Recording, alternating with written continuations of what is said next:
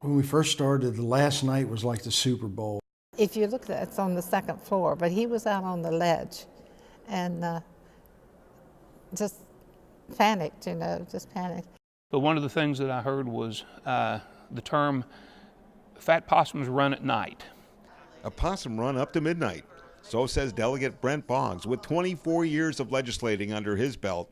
Senate Minority Leader Roman Prezioso has 29 years in. And Senator Donna Boley got here back in 1985. And all have last day to midnight stories. Talk about tradition. Clerk of the House Steve Harrison dug out a more than century-old House journal. And there it was on the last page of the session notes. You look in, this journal is from 1901. And in 1901 even, they were going clear up till midnight. So what has typically happened, and last year was different because we actually adjourned sine die at midnight. We did not go into an extension for the budget. The budget was already passed, and so we actually finished at midnight on the 60th day, and we're done. His office is over there. Thank you. And you have a blessed day. For longtime doorkeepers like Bishop Joe Thomas on the Senate side and Carlo Zorio in the House of Delegates, last day memories include staying out of the way of the runners who carried last-minute bills back and forth between the two chambers. And you didn't dare go out there and get in the middle of it because those boys really ran. They came in track clothes and tennis shoes, the whole 10 yards. Sometimes they got lost. Sometimes if someone didn't want a bill passed that got voted on, it would get lost between here and the House. Apparently one senator stopped one of the runners. He said, "I'll take it from here," put it in his coat pocket, and then basically he held it until he got what he wanted, and then he produced it to the clerk's desk in time to, so, there's shenanigans like that that have happened over the years. There were instances where runners would come across and members would try to find the particular bill they were looking for, or one that they didn't want to get across, and they'd grab the runner and hide the bill in their desk and lock the door, and all those kind of things did go on. Before the rotunda got closed off, they would have runners, one from the Capitol, from the House, and they would run bills backwards and forwards. They had a straight shot that they would run bills. When they got through with them over here, these guys would take them, and they was like track stars. With rotunda construction underway now, what was a wide open runway that looked like this is now a narrow passageway for the runners that looks like this. And yes, even with instant computer messaging, we still have bill runners to this day. It will be a little more challenging this year. They are usually teenagers, men and women, and they do run. I think there have been some track athletes there, other athletes, but it is something where they do have to run to get the bills back and forth quickly. Many of those last night to midnight bills that did get delivered were not open for discussion. Mr. President, moves the previous question. All those in favor say aye. Opposed, no. The ayes have it. Declared the motion adopted. Because the sponsor was not recognized by the House Speaker or the Senate President. I remember as a member trying to get recognition on the 60th night one night to ask a question about a particular amendment, and usually things are going so quickly that at least in the past, members weren't always recognized to speak.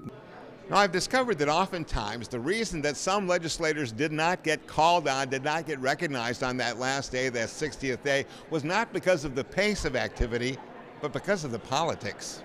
Donna Boley says back in 1994, she and John Yoder were the only two Republicans in the Senate, and that last day minority duo had a tough time getting recognized by the majority. They would not listen to either one of us. I was pounding on the desk. We wanted to be recognized. And John got up on the desk, and I was pounding on the desk, just the two Republicans in the whole chamber. And the Senate President would not recognize us. And that went on probably 10, 15 minutes. And they got their bills passed with him not recognizing us at all. And I thought what was funny about it all is that on Monday, they were all in here. There were 4 bills that went through in the last half hour that had to be called back and reworked because they were pushing them too fast. A bill that legalized coin drop slot machines, but it was called the Capitol Dome improvement fund. And it was rolled out about 15 minutes until midnight, and word got out and people were shouting across the chamber, "It's the coin drop bill, it's a coin drop bill." And it set off, ramifications. What at times did not run fast in that last hectic hour before midnight were the House and Senate clocks. Sometimes they stopped running altogether. I can remember one particular time when we had a lot of bills on the agenda, we had to get them through, and they actually pulled the plug on the clock. So it had stopped, and at 12 o'clock was the magic hour, and it never got there until they got the bills done. Then they ran the clock up. There apparently at one time was a switch in the back that actually controlled that clock, or a plug or a switch, and constitutionally we have to stop at midnight. It was not unusual, I think, years ago when the roll calls were not computerized, and everything also did not hinge on a roll call vote. Sometimes it was just a voice vote. So the clock would get up to about 10 minutes till 12, 5 minutes till 12, and then suddenly 15 minutes later it'd still be 5 of 12. And people would be shouting from the audience, pointing at their watch and holding up their watches saying it's past midnight, but they would keep going. It was told that they ran too close to midnight and they hadn't passed all the bills. So they unplugged the clock. And when they got through with the bills, they plugged it back up so it went to midnight and they adjourned. Back in the day, many legislators did not adjourn without some last night revelry, out in the open and behind closed doors, with good food and drink, some of that drink being of the adult beverage variety. Last night was a celebration of what they'd done for 60 days, and they enjoyed themselves, food and drink, and it went over pretty good. They fed us. People want to turn around and talk about the bills that they had, and everybody wanted to get their bills passed. But sometime leading up to midnight, when they say Sadi Da, everything was over. And a lot of people, some of the doorkeepers, we done ate everywhere. There was food all over the place.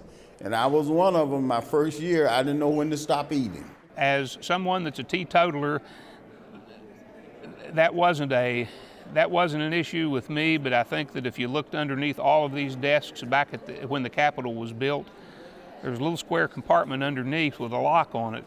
I think that's certainly I think that still goes on to this day, but I guess that's to each his own. It was allowed on the floor, from what I understand, and even when I got to the house, they allowed smoking. And I remember that last night, you look up in the dome and it looked like a big cloud over you, and for us, the guys that didn't smoke, it was always, man, we were struggling with that. But so far, we've cleaned it up a lot. Gold spittoons and things of that sort, and it was probably pretty exciting back in the day, but it's more businesslike now. For the legislature today, I'm Randy Yohe.